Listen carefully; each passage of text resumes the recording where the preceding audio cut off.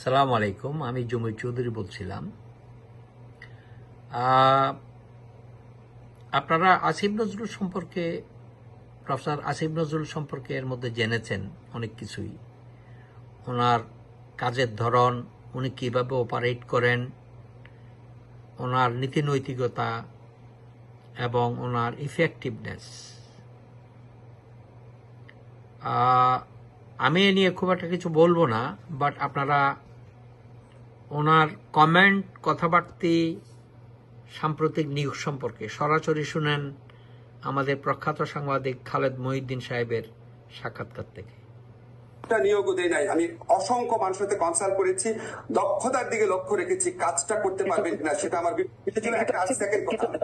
Second কথা। Khaled, please আমাকে একটা কথা বলতে, দক্ষতার দিকে লক্ষ্য রেখেছি। আর লক্ষ্য রেখেছি গত স্বৈরাচারী ফ্যাসিস্ট সরকারের সহযোগী যারা ছিল, যারা তাদের বেনিফিশিয়ারি ছিল, যারা এই জুলাই অগাস্ট আমরা ছাত্র হত্যার সময় যারা আমাদের বিপক্ষে ভূমিকা রেখেছিল, কোনোভাবেই তারা যতই যোগ্য কোনোভাবেই তাদের কথা বিবেচনায় রাখি নাই এবং তারপরে কনসাল্ট করেছি। এই হচ্ছে আমার প্রক্রিয়া। আসিফ ভাই, কেন জানি আপনার কথা শুনে আমার একটু শেখ হাসিনার কথা মনে পড়তেছে। শেখ হাসিনা সেম ওয়েতে একটু বলতো যে না, আর সবাইকে নিয়োগ দিব, শুধু বিএনপির বা তারেক রহমানের লোক নিয়োগ দিব না, জামাতের লোক নিয়োগ দিব না। এখন একটা লোক, ধরা যাক আপনি আপনি আপনি জায়েদ খানের বিরুদ্ধে আপনি মামলা করতেছেন। এখন জায়েদ খান এই সরকারের সভাপতি ছিল, তো এটা কিরকম? মানে কি আওয়ামী লীগের সাপোর্ট থাকতে পারবে না? আমি আপনি সাপোর্ট করি না, আমরা ওরা সাপোর্ট করতে পারবে না? আওয়ামী লীগের বিরুদ্ধে কি গণহত্যা হয়েছিল? আওয়ামী লীগের কি লোকজনকে 2 সপ্তাহের মধ্যে 1000 লোককে মেরে ফেলা হয়েছিল? 4000 লোককে অন্ধ করা হয়েছিল? 20,000 লোককে গুলি করা হয়েছিল? হেলিকপ্টার দিয়ে গুলি করা হয়েছিল আওয়ামী লীগের লোককে? এখন এই সমস্ত কাজ যারা করেছে, যারা এগুলিকে জাস্টিফাই করেছে, যারা এটার পক্ষে দাঁড়িয়েছে, তাদেরকে এই ছাত্র জনতার বিপ্লবের উপর তাদেরকে আমি নিয়োগ দিব?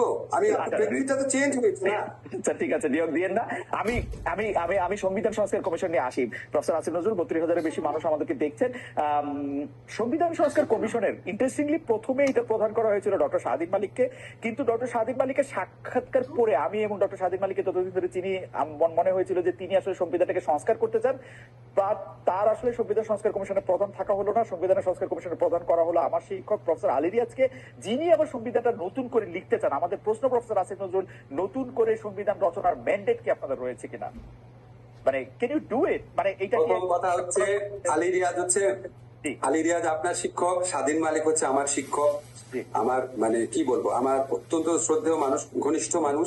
আমরা 15 বছর এই সরকারের বিরুদ্ধে যত রকম আন্দোলন করেছি, যত রকম বিবৃতি দিয়েছি, যত রকম সেমিনার করেছি, উনি সমস্ত কিছুতে ইনভলভ থাকতেন, সমস্ত কিছুতে। আমি দৃঢ়তার সাথে বলতে চাই, স্বাধীন ভাই প্রধানত উনি আমাকে যেটা বলেছেন, উনার পেশাগত ব্যস্ততা আছে অনেক, উনার পক্ষে আপনি মানে পেশাগত ব্যস্ততার কথা বলেছেন উনি মূলত। আর একটা কারণে কথা বলেছেন, আমি বলতে চাচ্ছি না, উনার সাথে আমার প্রিভিলেজ কমিউনিকেশন। উনি পেশাগত ব্যস্ততার কারণে প্রধানত এই দায়িত্ব পালন করতে চান না। কিন্তু আমরা কমিশনের পক্ষ থেকে যে সমস্ত এক্সপার্টের সাথে কথা বলবো, অবশ্যই ওনার সাথে আমরা কনসাল্ট করবো। আলী রিয়াজ সংবিধান পুনর্লিখন বলতে কি পুরা সংবিধান পুনর্লিখন বুঝিয়েছেন নাকি কোন কোন আর্টিকেল বুঝিয়েছেন? ওনার সাথে যখন আমার কথা হয়েছে, আমার মনে হয় না এই সিদ্ধান্ত উনি নিয়ে ফেলেছেন।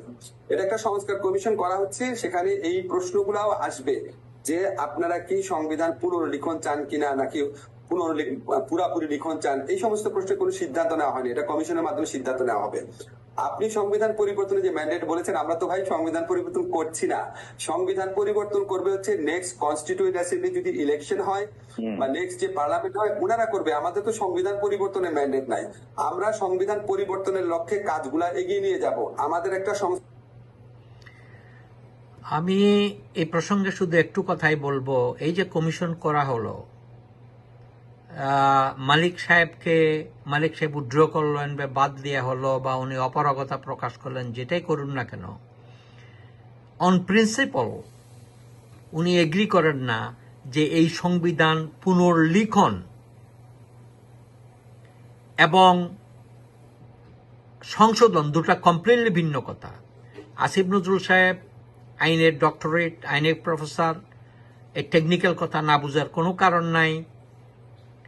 ওই কারণেই উনি ড্র করেছেন, ওনার নাম উনি প্রত্যাহার করেছেন, এবং প্রফেসর আলী রিয়াজ সাহেব সেখানে এসছে।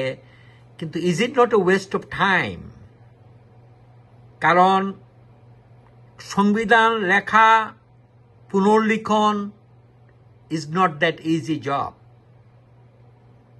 উনি অতটুক সময় পাবেন কিনা, আর পেলেও এত কষ্টের পরে পরবর্তী যে পার্লামেন্ট আসবে সেই পার্লামেন্ট এটা অ্যাকসেপ্ট করবে কিনা, অ্যাপ্রুভ করবে কিনা, এটার উপর তো ডিপেন্ড করে সবকিছু।